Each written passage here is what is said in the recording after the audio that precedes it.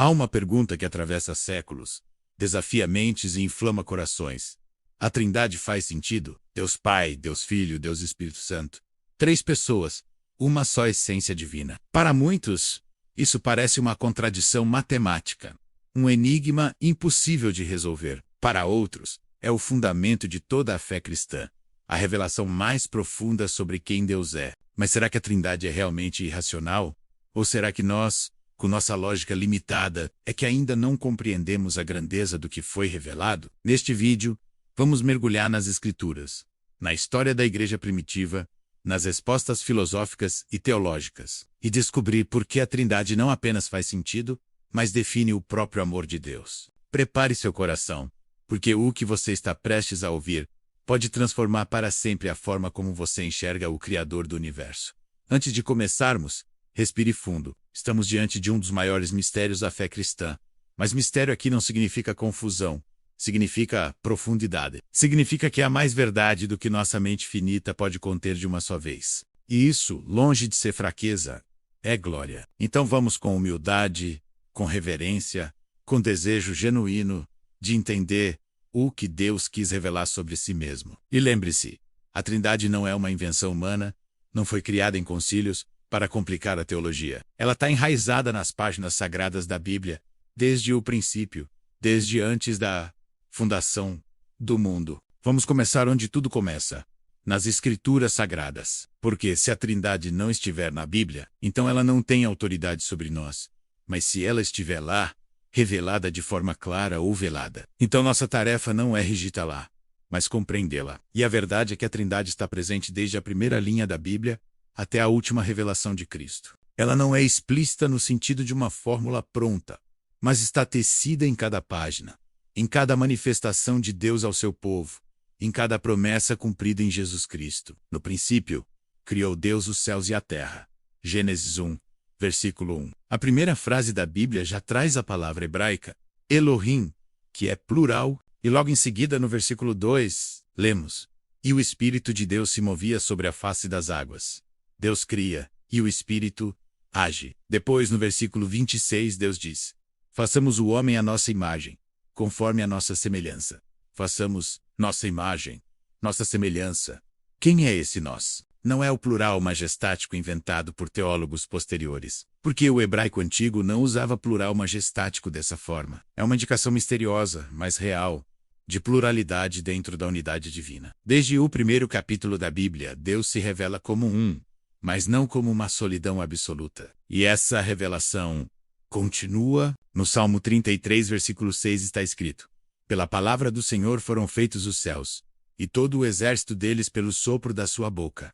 Palavra e sopro. Em hebraico, dabar e ruach. Palavra que será identificada com o verbo, o logos, Jesus Cristo, e sopro que será identificado com o Espírito Santo. A criação é obra do Pai, pela palavra, no Espírito. Trindade operando desde o início dos tempos. Agora avancemos para o Novo Testamento, onde a revelação da Trindade se torna ainda mais explícita. No batismo de Jesus, relatado em Mateus 3, versículos 16 e 17, lemos: E sendo Jesus batizado, saiu logo da água. E eis que se lhe abriram os céus, e viu o Espírito de Deus descendo como pomba, e vindo sobre ele. E eis que uma voz dos céus dizia: Este é o meu Filho amado, em quem me comprazo.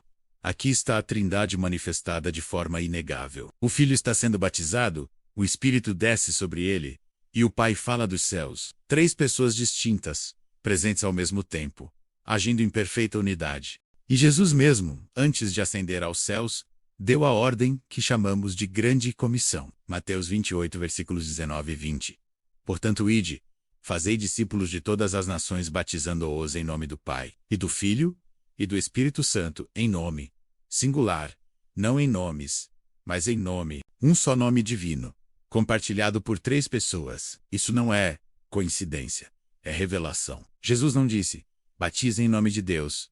Ele especificou: Pai, Filho, Espírito Santo, e usou o singular, mostrando que os três são um. Mas talvez a passagem mais profunda esteja no Evangelho de João, capítulo 1, versículos 1 a 3. No princípio era o Verbo, e o Verbo estava com Deus, e o Verbo era Deus. Ele estava no princípio com Deus. Todas as coisas foram feitas por ele, e sem ele nada do que foi feito se fez. O Verbo, Jesus Cristo, estava com Deus, e era Deus, e era distinção e identidade. Duas pessoas, uma essência. E depois no versículo 14, e o Verbo se fez carne, e habitou entre nós. O Deus eterno se fez homem, sem deixar de ser Deus. É um mistério insondável, mas claramente revelado. E não podemos esquecer as palavras do próprio Jesus em João 10, versículo 30. Eu e o Pai somos um. Os judeus que ouviram isso, entenderam perfeitamente o que ele estava dizendo, tanto que pegaram pedras para apedrá-lo, acusando-o de blasfêmia porque, sendo homem, ceifasse a Deus. Jesus não negou. Ele confirmou. Ele e o Pai são um, não uma pessoa, mas uma essência. E o Espírito Santo. Jesus o chama de Consolador, de outro Consolador, em João 14, versículo 16.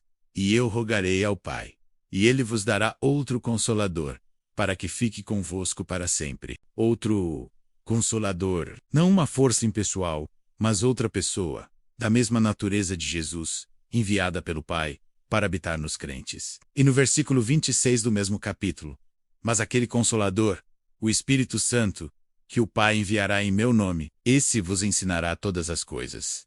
O Espírito é enviado pelo Pai, em nome do Filho. Três pessoas, uma obra de salvação. Paulo, o apóstolo, também confirma a Trindade em diversas passagens. Em 2 Coríntios 13, versículo 13, ele escreve: a graça do Senhor Jesus Cristo, e o amor de Deus, e a comunhão do Espírito Santo seja com vós todos. Graça do Filho, amor do Pai, comunhão do Espírito. Três pessoas, uma bênção. E em Efésios 4, versículos 4 a 6, há um só corpo e um só Espírito, como também fostes chamados em uma só esperança da vossa vocação, um só Senhor, uma só fé, um só batismo, um só Deus e Pai de todos, o qual é sobre todos, e por todos, e em todos vós, Espírito. Senhor, Pai, Trindade operando na unidade da Igreja. A Bíblia não usa a palavra Trindade, isso é verdade, mas ela revela a realidade da Trindade em cada página. E a ausência de um termo técnico não significa a ausência da doutrina. A palavra Bíblia também não está na Bíblia, mas cremos nela. A palavra encarnação não está explicitamente na Bíblia, mas cremos que Jesus é Deus encarnado. Da mesma forma, a Trindade é a síntese teológica daquilo que as Escrituras revelam, de forma consistente e abundante.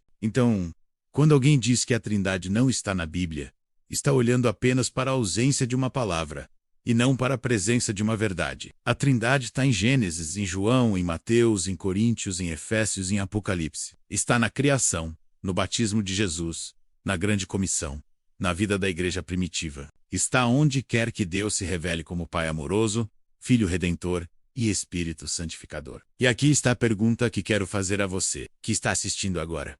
Você já parou para meditar no fato de que Deus não é uma solidão absoluta, mas uma comunhão eterna? Que o amor de Deus não começou quando ele criou o mundo, mas sempre existiu, fluindo entre Pai, Filho e Espírito Santo? Porque significa que Deus não precisava de nós para ser amor.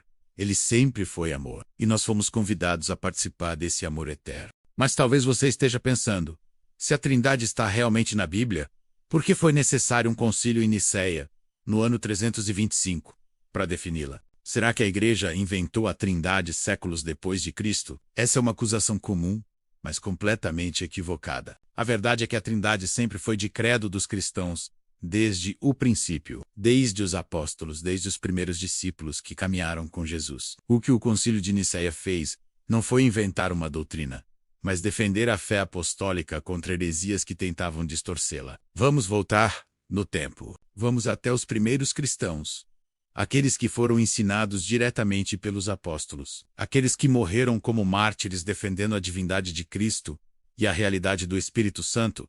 Eles criam na Trindade e deixaram isso registrado em suas cartas, em suas orações, em suas confissões de fé.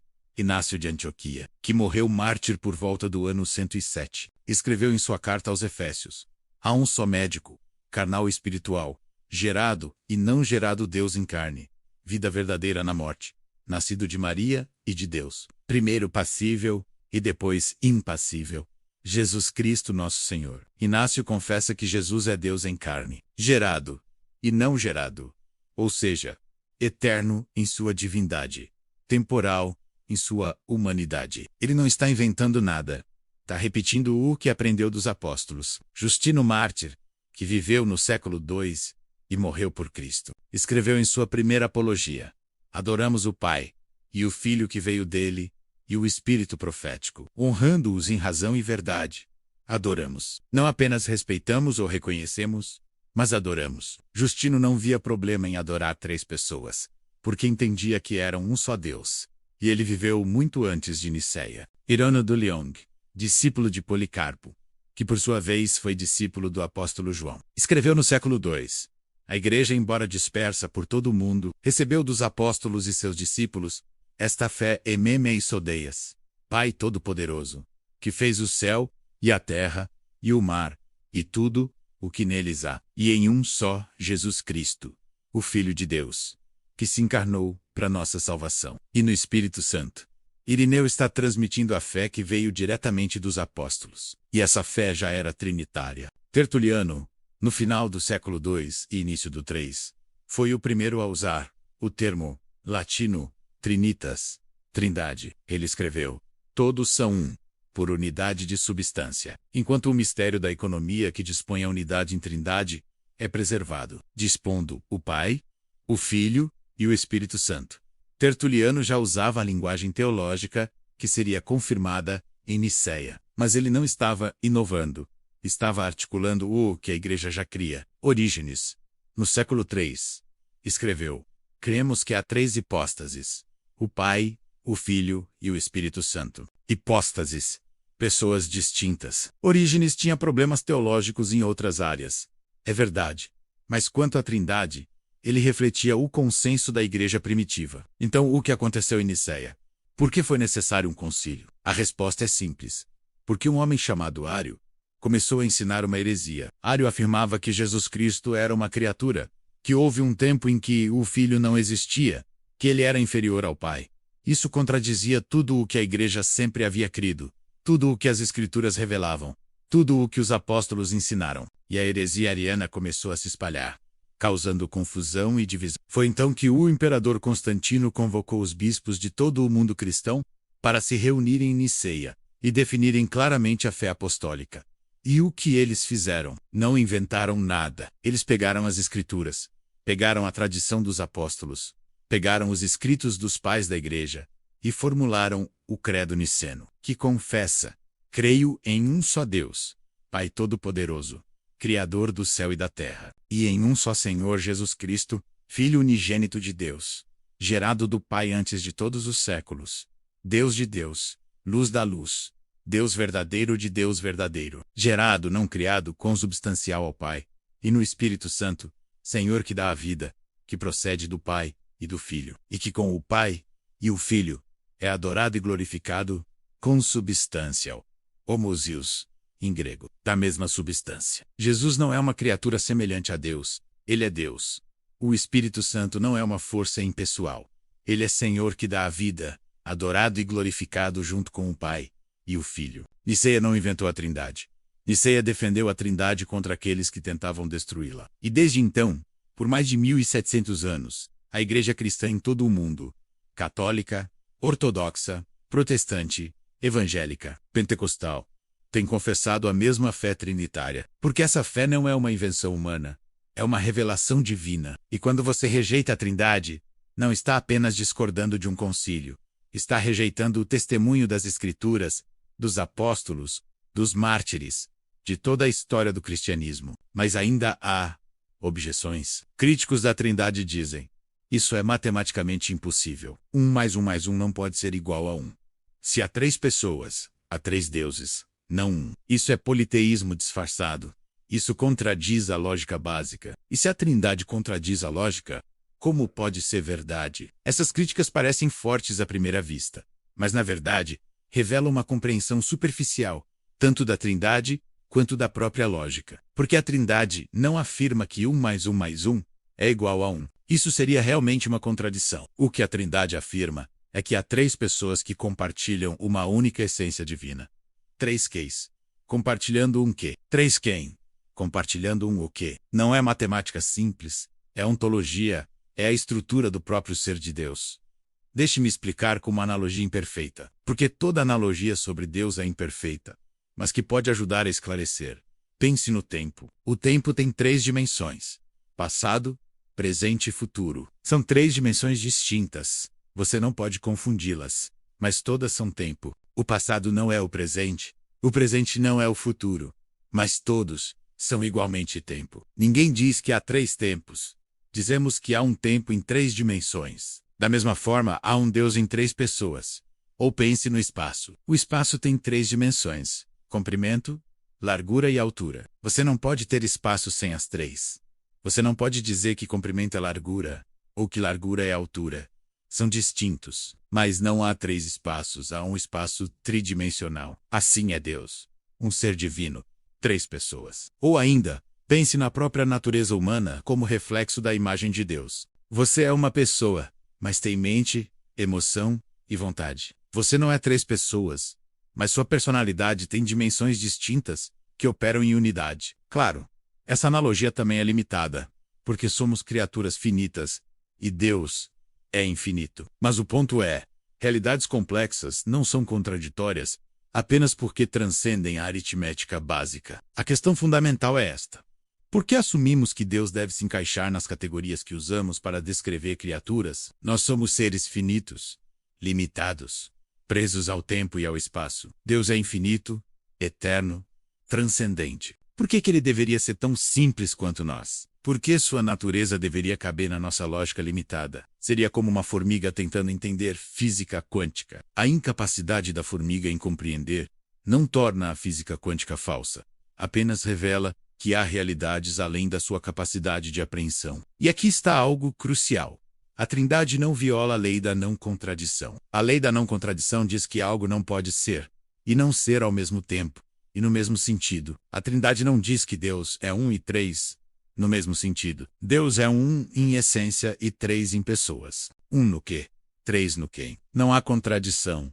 Há distinção de categorias. Se disséssemos que Deus é uma pessoa e 3 pessoas ao mesmo tempo, aí sim haveria contradição. Ou se disséssemos que Deus é uma essência e 3 essências ao mesmo tempo, haveria contradição. Mas não é isso que afirmamos. E tem mais. A própria ideia de amor exige pluralidade. Antes de criar o mundo, antes de haver qualquer criatura, Deus já era amor. 1 João 4, versículo 8.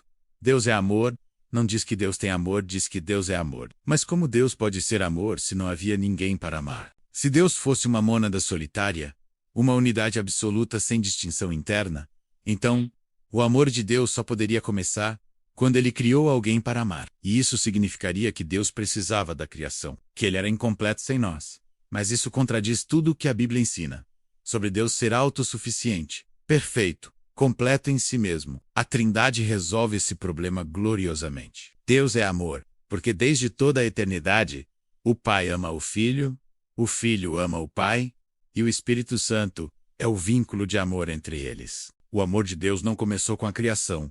Ele sempre existiu, fluindo eternamente entre as 3 pessoas da Trindade. E quando Deus nos criou, ele nos convidou a participar desse amor eterno. Não porque precisasse de nós, mas porque quis compartilhar conosco a comunhão que ele já tinha em si mesmo.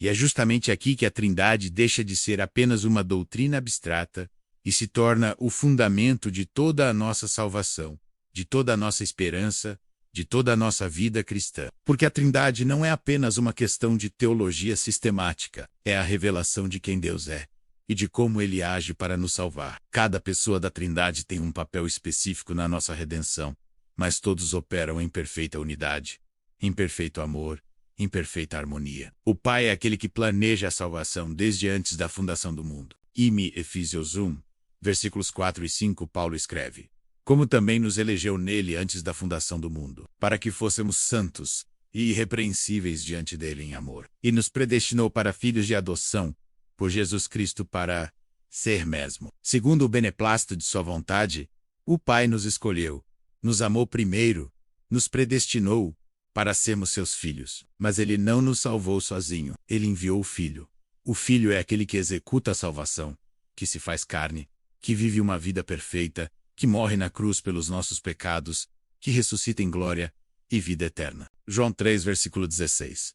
Porque Deus amou o mundo de tal maneira que deu o seu Filho unigênito, para que todo aquele que nele crê não pereça, mas tenha a vida eterna. O amor do Pai se manifesta no envio do Filho, e o amor do Filho se manifesta em sua obediência até a morte, e morte de cruz. Filipenses 2, versículos 7 e 8. Mas esvaziou-se a si mesmo, tomando a forma de servo, fazendo-se semelhante aos homens, e, achado na forma de homem, humilhou-se a si mesmo, sendo obediente até a morte, e morte de cruz. E o Espírito Santo é aquele que aplica a salvação em nós, que nos regenera, que nos santifica, que habita em nossos corações, que nos transforma à imagem de Cristo. João 3, versículos 5 e 6. Respondeu Jesus: na verdade te digo, que aquele que não nascer da água e do Espírito não pode entrar no reino de Deus. O que é nascido da carne é carne, e o que é nascido do Espírito é Espírito. Sem o Espírito Santo, não há novo nascimento. Sem o Espírito Santo, não há vida cristã. Romanos 8, versículo 9. Vós, porém, não estáis na carne, mas no Espírito, se é que o Espírito de Deus habita em vós. Mas, se alguém não tem o Espírito de Cristo, esse tal não é dele. Você percebe? A salvação não é obra de uma pessoa solitária. É obra da Trindade inteira. O Pai planeja, o Filho executa, o Espírito aplica. E todos agem em perfeita unidade, porque são um só Deus. Se você remove qualquer uma das pessoas da Trindade, a salvação desmorona. Se o Pai não tivesse nos escolhido, não haveria redenção. Se o Filho não tivesse morrido por nós, não haveria pagamento pelos pecados. Se o Espírito não nos regenerasse, não haveria transformação interior. A Trindade não é um detalhe teológico dispensável. É o coração pulsante da nossa fé. E olhe para a cruz. Olhe para o Calvário. O que você vê ali? Você vê a Trindade operando em amor radical, em sacrifício infinito, em dor compartilhada. O Filho está pendurado na cruz, carregando os pecados do mundo, sofrendo a ira do Pai que deveria cair sobre nós. Mas o Pai também sofre, porque está entregando seu Filho amado, aquele em quem ele se compraz, para morrer pelos rebeldes, pelos inimigos, pelos pecadores. E o Espírito Santo está ali sustentando o Filho em sua humanidade, garantindo que ele não desista, que ele vá até o fim, que ele diga: está consumado. Na cruz, a Trindade se revela em sua forma mais gloriosa. Ali você vê o amor que sempre existiu entre Pai, Filho e Espírito, agora derramado sobre a humanidade caída. Ali você vê que Deus não é uma divindade distante, fria, indiferente ao nosso sofrimento. Ele é Deus que entra no nosso sofrimento, que assume nossa dor, que morre nossa morte para nos dar sua vida. E isso só é possível porque Deus é trino. Se Deus fosse uma unidade solitária,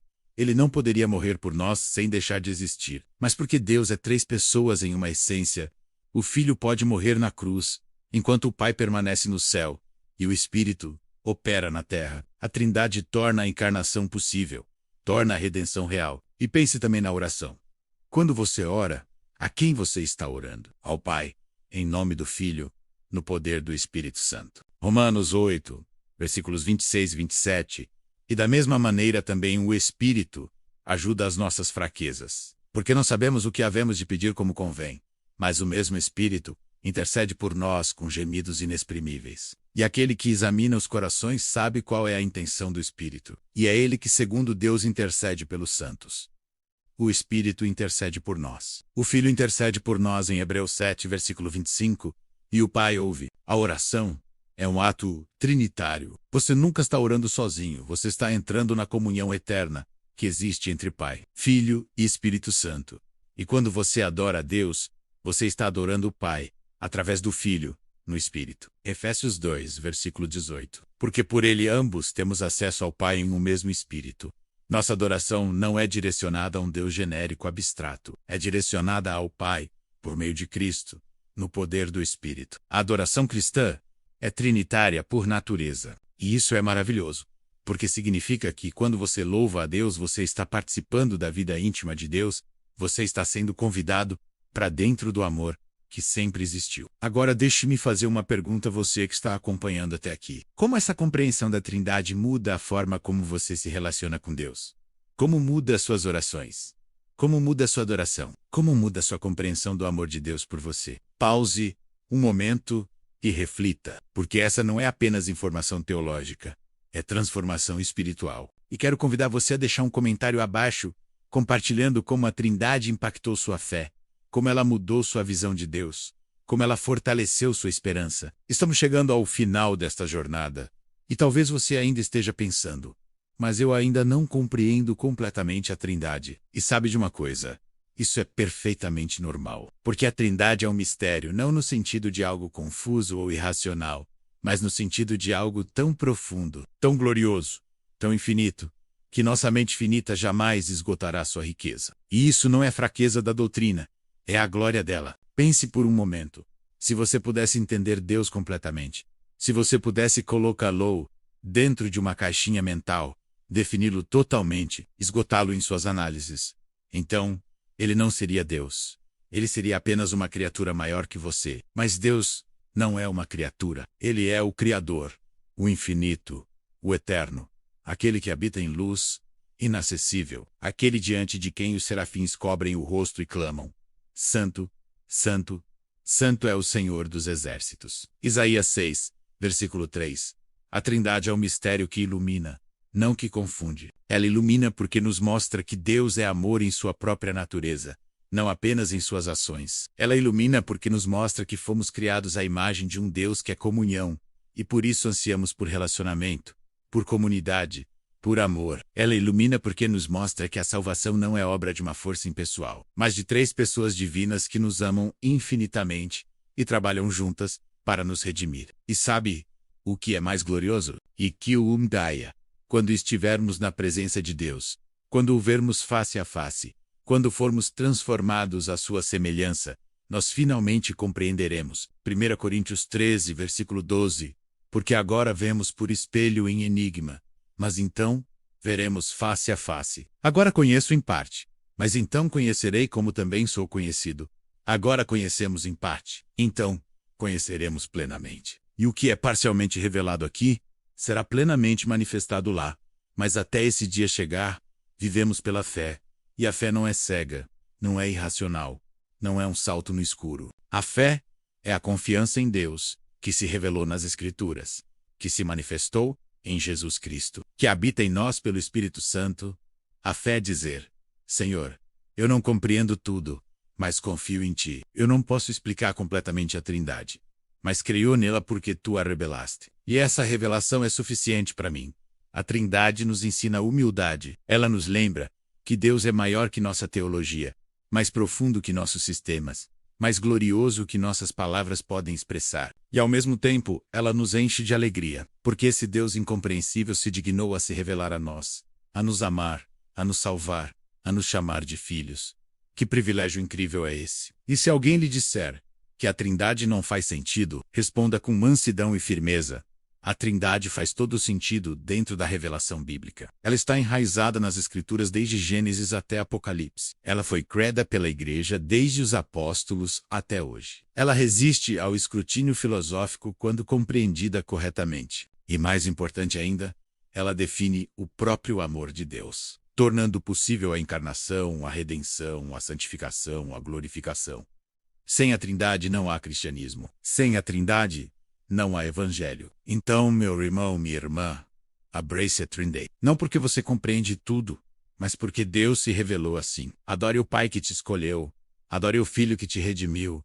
Adore o Espírito que te santifica. E saiba que quando você faz isso, você está adorando um só Deus bendito, eternamente. E agora, antes de encerrarmos, quero fazer um convite a você. Se este vídeo tocou seu coração, se trouxe clareza sobre a Trindade, se fortaleceu sua fé, deixe um comentário abaixo. Compartilhe comigo o que a Trindade significa para você. Como essa verdade transformou sua visão de Deus. Você tem dúvidas que ainda precisam ser esclarecidas? Escreva aí embaixo, porque este canal existe para edificar o corpo de Cristo, para fortalecer a fé dos santos, para glorificar o nome do Pai, do Filho e do Espírito Santo.